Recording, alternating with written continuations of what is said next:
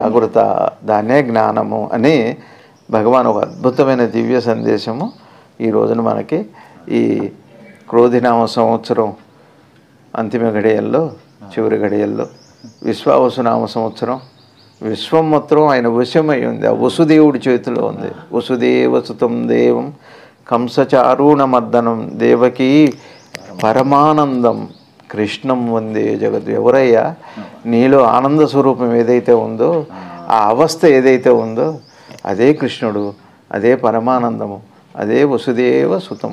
అది విశ్వావసునామ సంవత్సరం అంటే అది అందరికీ విశ్వావసునామ సంవత్సర సందర్భంగా అందరికీ నమస్కరిస్తూ అన్ని శుభాలు ఎక్కడ ఉన్నాయి అంటే అవస్థలు ఉన్నమాట నిజమే, కానీ ఆ అవస్థల్లో నేను లేను, అట్లాంటి అవస్థ పట్టడానికి నేను లేను, అసలు అవస్థలకి నేనుకు సంబంధం లేదు అన్న విషయం ఈ నేనుకు అర్థమవటమే విశ్వావసునామ సంవత్సరంగా ముగియాలి.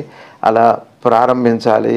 ఒక కొత్త నూతన వేప పూతలాగా, ఒక పుష్పం, ఒక చెట్టు పూతలాగా, పండులాగా చక్కగా షడ్రుచులతో ఒక మంచి వేపపూత ప్రసాదంలాగా అందరి జీవితాలు ఆనందమయం అవ్వాలి అని ప్రార్థన చేస్తూ అందరికీ నమస్కరిస్తూ ఓం నమో భగవతే శ్రీరమణాయ, ఓం నమో భగవతే శ్రీ శివానందాయ.